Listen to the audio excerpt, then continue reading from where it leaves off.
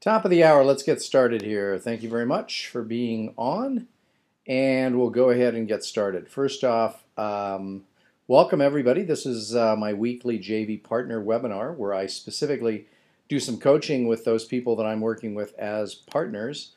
Somebody asked me the other day what exactly I'm doing and how I do that with partners, so I thought I'd just sort of explain that just so that everybody knows here, which is when I'm working with someone as a JV partner, I'm responsible for the marketing and the process, and then I find someone who is a subject matter expert, and I work with them. So that's how it works.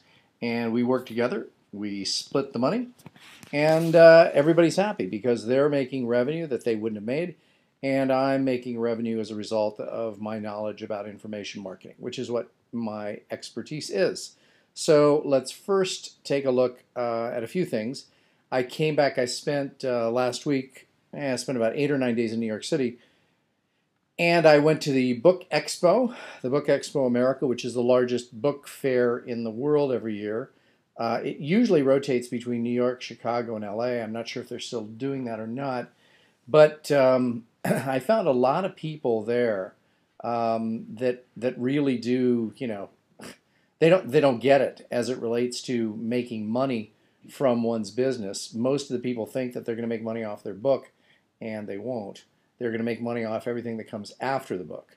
So let me just give you some things that I learned while I was there that might be of interest to you. So here's a few things. So issues learned at that particular event, and they were a couple things. First off, I met with the head of Amazon's KDP.Amazon program.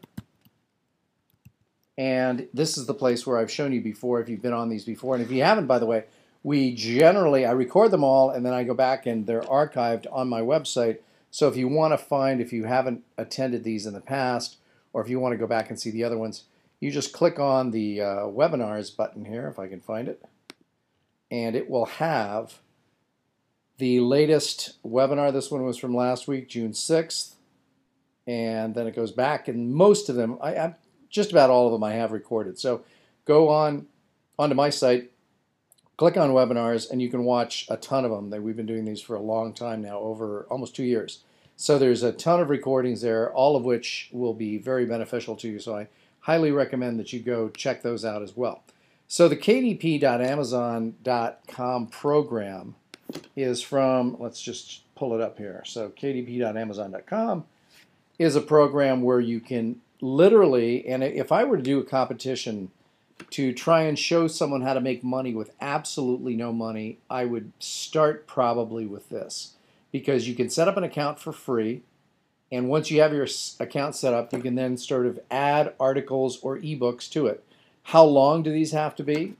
It really doesn't matter. I mean, you can have an article that is 1,500 words if you want, as long as you tell people, what the length is, and they're not disappointed when they get it. So I'm going to show you a couple things I did recently here on the site, and talk about. I talked to the guy at Amazon, the head of that program, the KDP program, and one of the things I told him was that, as you can see on my site, and this is my real site, I'm not making this stuff up, most of my things are priced at $2.99, and I have an occasional item, I think I only have one right now, that is priced at $4.99. And of course, this is in review for some reason because they claimed I had another book out there, blah blah blah. So this one is $4.99 down here, my Sell Your Brain Power book. So to show you sort of what happens here, all of these are priced that way. So my question to him was,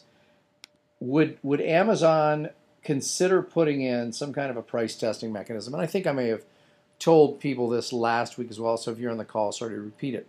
But I just wanted to show you, if we go to Amazon, the site itself, and then we click on the Kindle store, and I put in my name, and it'll bring up all of the various things I'm selling on the Kindle store. This one comes up at the top, and then my author bio. But let's say, for example, we pull this one up: how to write a book in 30 days or less. You will see that it's got 1 customer review, 3 likes, and it's what's I going to show you here? So the whole idea here is it's important in your description. Notice that I put this, it's about 3,000 words in length. So you can literally put articles and ebooks up of any length you want, as long as you make sure that you say to people, like I did here, this is an article. It's about 3,000 words in length, but don't be fooled. It's packed with immediately usable information about how to get a book written fast. No fluff, all meat. Again, this is what you need to do if you put and the description is very important because it's what helps people make a buying decision. I've found that the number of reviews, although I thought it was important, isn't very important at all. So that, it's nice if you have plenty of reviews, but it isn't essential to your success, because if we go back to the KDP store, one of the ones that my best-selling ebook is the one that is on coaching, and last month I sold 102 copies of this one. So marketing your coaching services, it sells for $2.99, and so this thing, let me just, actually I clicked on the right thing for you there. I wanted to show you the reports here. It doesn't show last month's. So last month I sold 102 units of that. And so it's again called Marketing Your Coaching Services. So if we go back to Amazon and go to the Kindle store again, you'll see that the one item, I have some of my items have a lot of reviews, like 20 or 30 reviews, but this one, I can't even spell my own name today. So this one on Marketing Your Coaching Services right here only has, as you can see, 2 reviews. So it isn't necessarily all about getting reviews. It's about making sure that you've got good content. Now this one is a recent one, How to Market and Sell Your Own Ebook. 13 reviews. This one has 6 reviews. This has 6, and luckily I'm getting a lot of 5-star reviews because I take a lot of pride in my work. This one's 4.5 stars, and there's a whole bunch here. Now, by the way, if you go to my site, you'll see that I've got an area here called the under $5 stuff. So that's where all of those, I put all of my various articles and Kindle stuff right here, and people can order it. By the way, when someone orders from you on a Kindle store, you can also get your affiliate commission off of selling your own book. So if somebody clicks on a link in here, as opposed to going straight to Amazon, I make a little bit more money because Amazon also gives me an affiliate commission as a result of sending someone to buy my own book, which is kind of interesting and yet redundant, but it's a good thing to understand.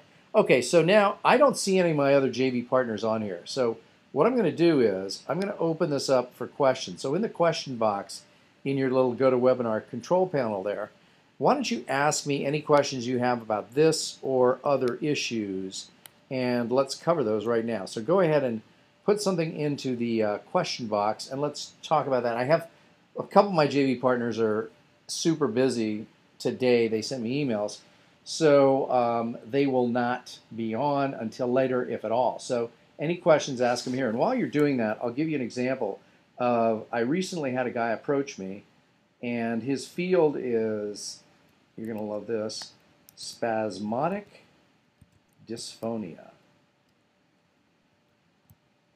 And you're saying, what is that? Which is the same thing I said. Well, this guy is a successful, in the past, he's been a very successful actor, but he came down with this condition. And so I was interested because it's a very tightly niched market. So if we go to YouTube, I'll actually let me show you what spasmodic dysphonia is. Spasmodic dysphonia. So the Wikipedia definition, it is It is a voice disorder characterized by involuntary movements or spasms of one or more of the muscles or the larynx during speech. There are two types of it, and what happens is the exact cause is unknown, which really bummed this guy out because he was a pretty successful actor, and then basically he lost his voice. So I was going to show you what he's doing and why I was interested, very interested in this particular niche. So if I put in spasmodic dysphonia, he has, this is him right here, and he now has 22,000 views, which is a lot. So let me give you an example here. Hi everybody, I'm Greg Fellows, and it is serious talk time right now. A lot of people lately have been asking me. So that's how his voice sounds. He used to be a successful singer and an actor until he lost his voice. In fact, he was in a movie that I was just starting to check out called Pool Hall Junkies. And he's putting this together, and you see he's got 22,000 views. Yeah. So he's been asked some questions. Again, a good example of why it's a good idea to target your markets very specifically. I had somebody come to an event I did in New York while I was there that talked about how this person that he was promoting was, basically the next Tony Robbins in female form. And I said, well, that's great, but, what niche are you picking? And he goes, well, I'm really not picking a niche because she can do everything. And I said, well, if she can do everything, then this isn't going to work very well. I love it when I get somebody like this that has some very specific condition or issue or topic that has a small group of people that are interested in it. By the way, there are, according to Greg, the guy who you saw in the video there, about, and I'm not sure if that's right, about 80,000 people in the U.S. with this condition. So it's a relatively small market, but it's a very tightly niche market. So now the question is, what can we find to be able to sell these people or to create some kind of community? And you can monetize this. And so the first thing that you would do is, so in your case, if you're looking at yourself or finding someone else who has a very tight niche like this. Now, what are the numbers? I think this is kind of the low end of the range. This 80,000 is a small number of people doing this, although I have also dealt with the self-storage industry, which has about 45,000 buying units or 45,000 storage facilities across the country. So that's a fairly tight niche, but again, this is a consumer niche here, and this is more of a business niche here. So you can probably go a little bit lower in terms of your numbers with a business niche. Another market I've dealt with is video producers, and I own a number of sites having to do with them, and I think that is about 40,000 or so as well. So they're total, but again, both of these are business niches, and this one with the spasmodic dysphonia is more of a consumer niche. So this would be this 80,000 units. I don't want to give you a hard and fast rule, but in general, with some kind of a consumer market, it's probably good to have at least 100,000 in the niche, unless they have something, a condition where you could really monetize what it is they need. And in this case, I think it's a community that's looking for answers and you could work. So I made a little bit of an exception there by dipping below 100,000 units in that case. Now, what about on the business side, which is the example here is the self-storage business and the video producers. And I would say that you're sort of your low end on the business side. So on the business side, I wouldn't go lower than 20,000 as a general rule. So 100,000 in a consumer market, 20,000 units on the business side. So now the question becomes, well, how would you find out how many people there were with this? So this particular group has an association. They can give you those numbers. And in fact, all of these groups, like there's the ITVA, the International Television Video Association, each of these, the self-storage association, they have associations which will tell you the number of people or the number of buying units within a particular group. So that's where you'd want to start. So again, any questions on that, type them in the question area, and I'll be happy to answer it, because that's how I make my decisions on whether or not to get into a niche. So now the question is, I mean, again, feel free to ask the questions as soon as some show up here. I will be happy to answer them. But I had a guy approach me at, on numerous occasions, I've had people come up to me talking about they have a diet book, or they're an expert in diet, some kind of a diet.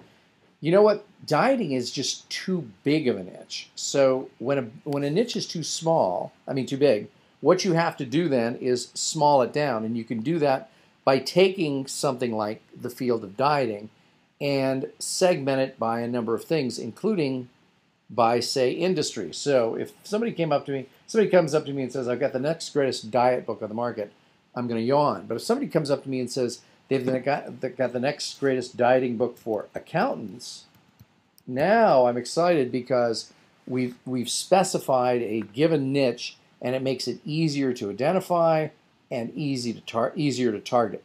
The other thing that came up, I'm doing a program, I'm recording a program with a guy at the end of this month in Vegas who knows a lot about traffic. So the first question that he asked me is, well, how should we do this? So you have text as an option to record something or to put something together. That's books and ebooks and articles. Okay, you also have the option of doing audio, which is, obviously it's audio, but it can be either downloadable, which most of my things are now, or physical, sending out a DVD or an MP3.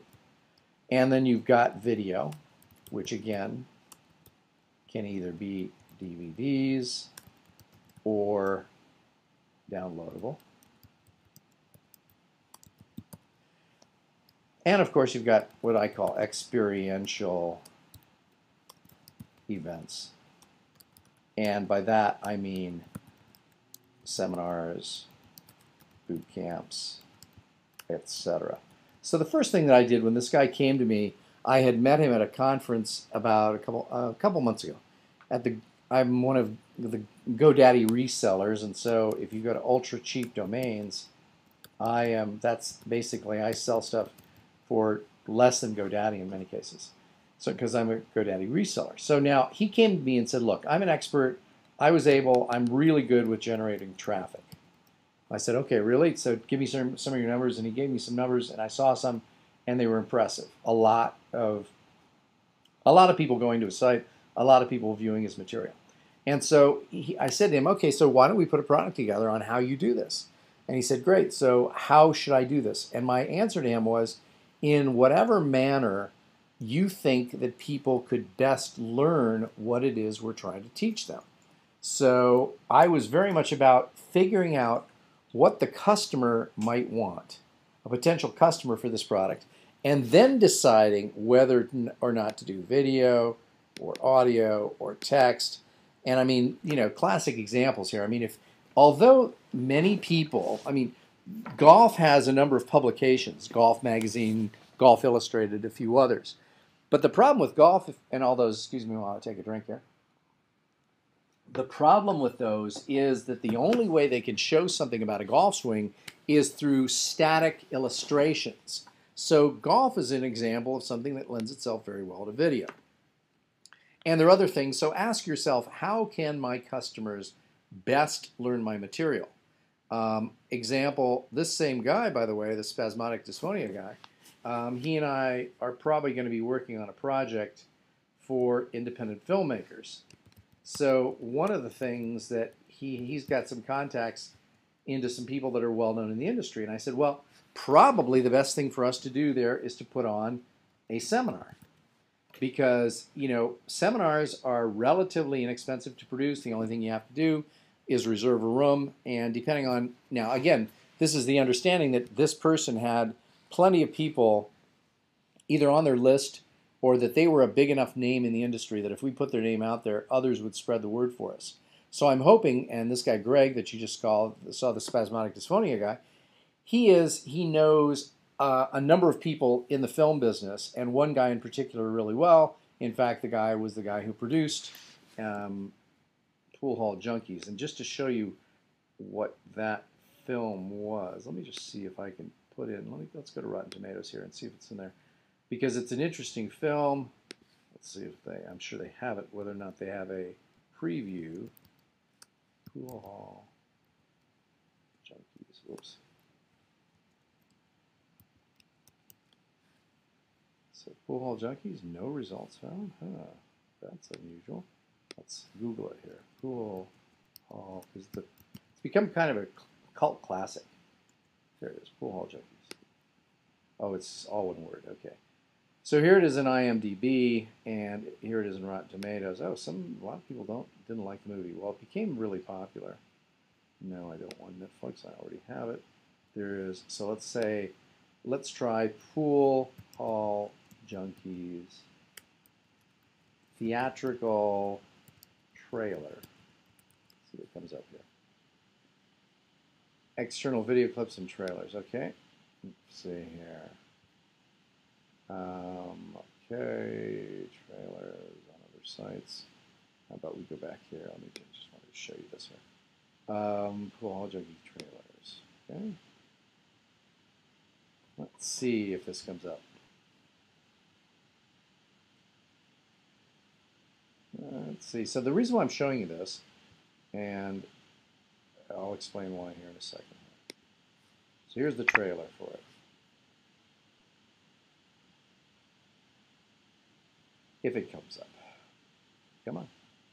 Loading slowly. Loading, come on. Let's move it along.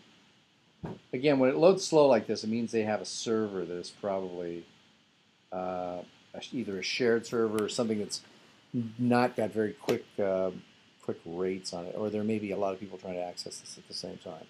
So what I was going to show you, if it doesn't come up, I'm not going to waste your time with this. Let me just see if I can advance this. Nope. Let's let it load and see here. Nope, it's not even doing that, so forget it. Just go back. Maybe there's another thing. Anyway, so let me just pull it up in Amazon and show you what it is.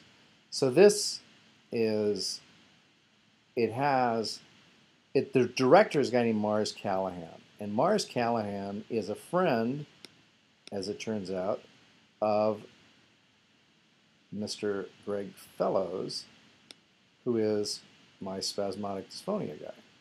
So that means that when he told me a little bit about himself, and I see Avish is about to come on here, so we may switch over some. But anyway, so Mars was a friend of his and had done that. Avish, you there? I'm here. Okay, cool. Now, I was just telling everybody about the fact that I was talking with this guy who I met, whose name is Greg Fellows, and Greg has this weird condition called spasmodic dysphonia, which I was explaining to the group. But he used to be an actor, but because of this spasmodic dysphonia, he can barely speak now. He speaks in a whisper. But one of his good friends is a guy by the name of Mars Callahan. Did you ever see the movie Pool Hall Junkies? I did not. Look at the cast. Chaz Palminteri, Christopher Walken, Rod Steiger's final movie. Wow. So this guy is buddies with him, and there's a good chance that we might be able to get him to do a seminar for independent filmmakers. So I was just talking about the fact that, so this guy knows, and and by the way, Pool Hall Junkies has become this really cult classic, and this guy, Mars Callahan, has raised like $50 million for films before. So it would be a no-brainer if people in the film community knew about the fact that Mars was going to be doing it. And by the way, Mars also is the star of Pool Hall Junkies. I think he is, as I recall. Maybe he goes by a different name. But anyway, so let's talk about you, Avish. Let's see what we got going here. So any additional progress since last time? Have you done anything additional to, I know you're busy, anything going on? Yeah, nothing other than continuing to do some blog posts and stuff. But other than that, it's business as usual there. So, I mean, when things get busy, I figure my kind of baseline is to at least try to put up a couple of good blog posts a week. So, And when I go to blog, is that where I'll find them? I hope so. Okay, so this is the most recent one, right? Be Bold. Yeah, the last two went up last week, yeah. Got it. And so again, we now have how many? Do you know how many total blog posts you have up? You can probably see it in your back office. WordPress. Oh, yeah, I have to log in, but I'm. What is? It's over 100 now, is it? Yeah, it should be. Log in and let you know. Just curious. Be okay with some people hating you. Nice. I like it. Got that one for you. Yeah. Or at least I got that one from thinking about you. So yeah, this is Avisha's site, and blogging is obviously one of the ways that we're trying to get the search engines to find us. And any more results? Any numbers in terms of things that are happening here? Not really. We got 246 posts, though. Wow. I think that includes though that I think 50 of those are part of that product we put up, kind of like on your site, the free audio thing. Yeah, and where is that under products? I think for now we took that down because like people were actually paying for it, right. So we decided to take it down. So I'll have to find where that link is exactly, but I had Stanley take it down for a time being. Okay, sounds good. And so tell us what else, anything else of interest? You've been blogging. Is there? I mean, have you noticed any changes in the Google Analytics in terms of number of visitors? I haven't. The traffic's been the same. You know, it's actually dipped a bit from the beginning of this year, but I think the beginning of this year was. I think the numbers were inflated a bit because of the teleseminar we were running, and so people were going there regularly to like download their bonuses and check on the thing. So, I do the Thursday e-zine, which mostly has links back to articles on the site, and that's when we get a bump to about 40. And then most other days it's around 10 to 15. Gotcha. So now, of those 10 to 15, are we getting more people who are opting in? I know we made some changes, right? Or did we? We're getting opt-ins. I need to look into that, though, because I'm getting a lot of what appear to be, like, bot sign-ins. Like, there's just a bunch of random names. Let's see if I can come up with an example here. But, so I got to look into how to make that cleaner or why that's suddenly happening. I've been in the past few weeks. Yeah, where you get sort of what are look like fake email addresses? Yeah, Shorgo Dog, Jeej Nemqual, Guidepost, Kenya, Air Jordan, Neat Nana Dupa. Like, they're not real names, they're just like garbage strings. So I don't know if it's a bot. Like, this is from a UK address. Like, the name has nothing to do with the email, so I'm not sure why we're suddenly getting crap on that. That's interesting. So, yeah, but again... so some of those, obviously a lot of those names are just bogus. That's my guess, yeah. I mean, who knows? Maybe we just got some random people, but that seems highly unlikely. The most normal sign-ups seem to at least put in their first name or something memorable. Yeah, I would agree. One of the things that I think this, I'm amazed by this, and I was showing everybody earlier, but I'll just show you this guy. This spasmodic dysphonia guy.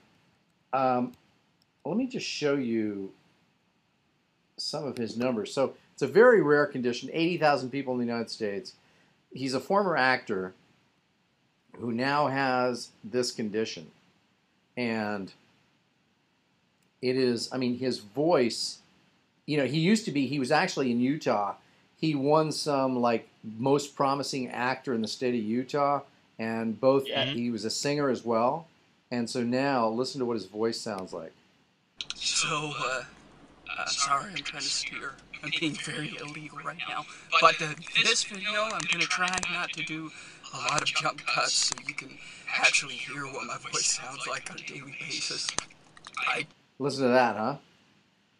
Wow. So what we're thinking of doing is putting together a program, sort of sort of trying to copy some of the stuff that David Oliver is doing with putting together a site that is specifically targeted to this group. There are 80,000 people in the United States, but obviously this would be a worldwide market, so it would be quite a bit more. Which, by the way, when I talked to the group earlier, I was giving them some sample numbers of things. So you really, for most things, should look at your worldwide numbers as opposed to your, just U.S. numbers. So if there are 80,000 people in the United States that have spasmodic dysphonia, and the U.S. comprises, 20% of, or 1/5 of the world's population, so multiplied by 20. So there are probably 20 times 80,000, or 1.6 million people in the United States with spasmodic dysphonia, which is plenty. Now, many of those people are probably in countries that don't speak English or whatever, so let's just say it's double or triple what it is in the United States, so you got about 250,000, which is plenty of people to try and attack a market with. Mm-hmm. I was also telling people the difference between something that's a consumer market and something that's a business market. Obviously, if it's a business market, you need less number of buying units, probably 20,000, to make it worthwhile. But in our case, this is one of the reasons why we're sort of having, I think, some problems with Speaking Expert, is that I think that we're really trying to target a very, very large group of people that are interested in speaking. Wouldn't you think? Yeah. And so it's all about trying to figure out how we can niche that down a little bit. And it's again the length of time the site has been up, et cetera, et cetera. But the real bonanza for us would be, Avish, if you bumped into somebody who happened to work for the New York Times and you got an article written and they made mention of your site, our site, speakingexpert.com. And in something like that, then all of a sudden we get a big bump of numbers, we get a whole bunch of opt-ins, et cetera, et cetera. But again, that's where we need to look at, and I just got an email from Burke, and looking into trying to get people to find us on places other than the web. So a strategy that relies exclusively on trying to get SEO, search engine optimization, is a tough one to do, because you may be able to pull it off just with search engine optimization, but in general, you're going to need other means of doing things as well. Right, so you're thinking guest posting and press and things like that? Yeah. I'm thinking of that as well. So now the question then becomes, how would you do that? Now, when you've done that in the past for Motivational Smartass, the other site, how did you identify or determine where was a good place to approach to guest post? I think I came across, I think I might have started with a Google search, and I came across some, I don't know how credible it was, but someone listed the top 40 personal development blogs. So I subscribed to all of them and tried to identify the ones that seemed to take guest posts, and then I just contacted them. And I've only really done a couple of websites like that. So I guess we could do the same thing, is find other speaking blogs and just see who's taking guest posts. And the other thing to do is kind of like take some of those personal development ones. Top 50 speaking blogs by Blog Rank. I'm sure some of those will take guest posts. So. Yep. And so this would be a good place to do it. Yeah, the other thing I'm thinking is maybe coming up with just a couple of. I feel like that site doesn't really have much of the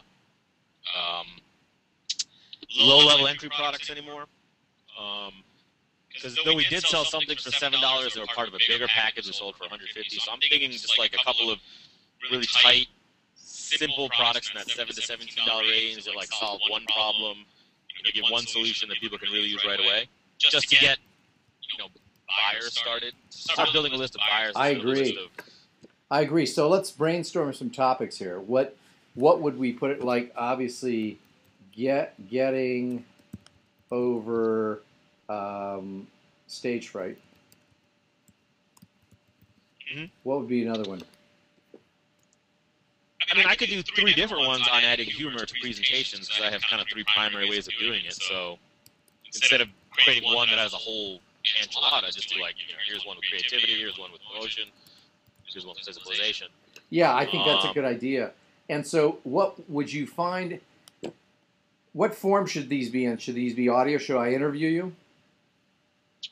Yeah, either an audio interview. What I kind of like, because I like the audio with PDF worksheet, because then people kind of look at it as, and this is my assumption, Grant, I haven't really done a lot of research on this, but is that it becomes very how-to. It's like, all right, this audio is going to take you step by step through what you fill in each section of this worksheet to come out the other side with the solution to your problem. I like it. Yeah, I think that that's good. So now, with a PDF worksheet, so you and I record an audio program, and then you come up with a PDF worksheet to go along with it? Yeah, or vice versa, come with the worksheet first, and then the audio is just us going through the worksheet. Fine, do it. Let's do it. I agree with it. I agree with you. And so instead of, so here, if we go back to Speaking Expert, sort of like on my site, you could click on here, like there could be a tab here under $10 items. Yeah. So then when there's an under $10 item, just like I've got at fredgleeck.com where I put under $5 items, so people would then, this one here, the under $5 items. So people would then click on those because they are already there, and anything that's under $10, they're going to figure out, okay, let me check it out. That would be worth doing. I would agree. Yeah, so a couple on the presentational side, a couple on the business side, and then, they'll start getting people, hopefully, won't make a whole lot of money, but they'll start getting people who are conditioned to buy onto the list. Yep. It is the goal. I like it. I like it a lot. So let's do that. Put together, and so again, the nice thing is that with these short ones, let's brainstorm a few other topics. So you've got humor, getting over stage fright. What would be some other topics? Picking a niche. I think that's such an important thing, and everyone seems to struggle with doing it. Yep. You know what might be a good thing to put in places to get places to get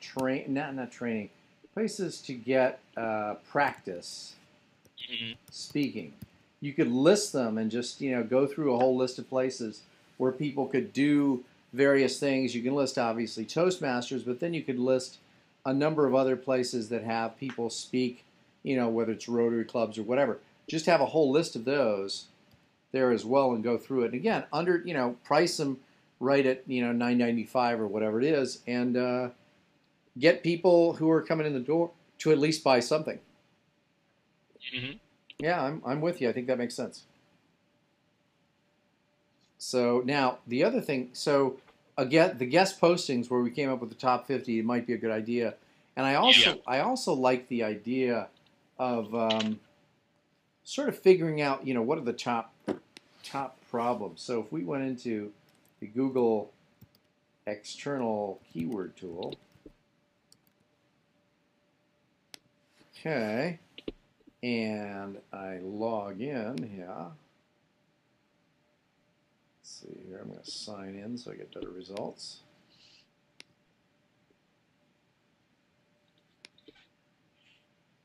Okay. Okay, so speaking, if we just put that in generically, and we search, let's see the kinds of things related to speaking that come up. And this was, they really, I don't like the way they've redone this. Oh yeah, I haven't been in there since they did this.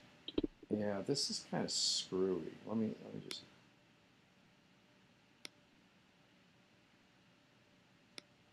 I don't like it.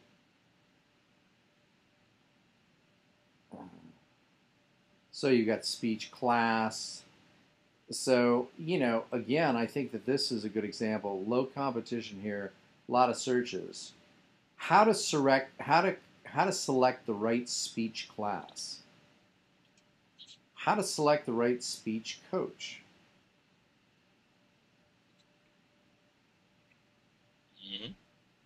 Let's put in public speaking and see what other kind of results we get here. So again, I'm going to the Google external keyword tool for those of you who are watching.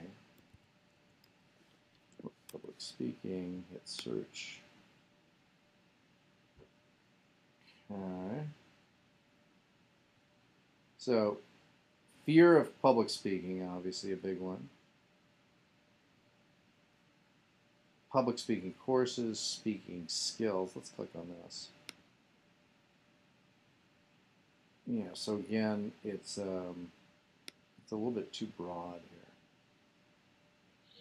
But you could play with this, and then I would use that to determine, what are the topics we should press, something you know a lot about, and there seems to be quite a few people looking for it. Mm-hmm. Now, the other thing we can do is, once the audios are recorded, we can package a transcript of the audio along with, and by the way, I just realized this. I didn't share this with you yet. Let me just show you this. ACX.com is owned by Amazon, and this is where Bill DeWeese has been showing people how to, get started going with voiceovers. One of the things that we can do is you can click on, now in order to be, I asked them a question about this. If you select that you're a narrator, you can't also be an author with the same account. So you have to set up 2 accounts. So if you wanted to do some narration, Avish, you could click on here and get started doing that. But for us, we would click on authors, and it would show you how to get started here. And this would then allow you, and this, this is somebody who claims to be, let's just hear, they're a narrator. Let's see here. If Jan had stopped to think, everything would have seemed hopeless. He was alone, in uniform, on a small, bare... So this is somebody who wants to sell their voice work, but as what we can do is, you can take our interview and turn it into an Audible, because Audible is now owned by Amazon, an Audible book and an audiobook. So it doesn't have to be necessarily long. So there's another place that people could find us as well. We could also, like I said, transcribe it and go to kdp.amazon.com and sell it there. Yeah, I'm starting to do more of that myself. So that's something we should consider. Obviously, Bill DeWeese, our voiceover guy here, does a lot of work with ACX, and is a good example. By the way, I don't know if you saw my Facebook post earlier today, but one of the things, this was really good. Remember how we discussed, or you and I have talked about this offline as well, the Steve Jobs commencement address? Yeah, I didn't see your post today about it, but I know you talked about it before and I watched it. No, this is a new one. So the new one is by a guy named David McCullough, and this thing is... The author? Actually, he's the son of the major author. This guy, watch this for a second. Let me just... It's... Dr. Wong, Dr. Keogh, Mrs. Novogrowski, Ms. Curran, members of the Board of Education, family and friends of the graduates, ladies and gentlemen of the Wellesley High Now, School I'm going to tell everybody to watch this, but I'm going to skip to the end here where he really does some interesting stuff.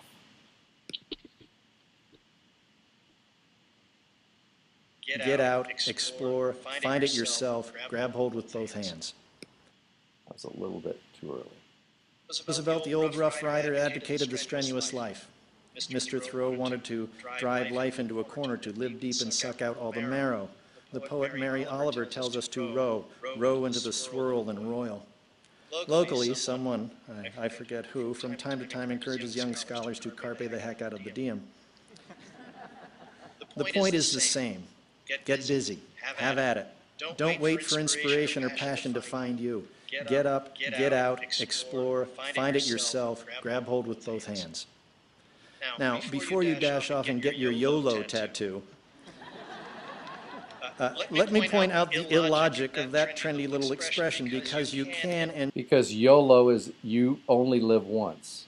You should live not merely once, but every day of your life. Rather than you only live once, it should be you live only once, but because ELU doesn't have the same ring, we shrug and decide it doesn't matter.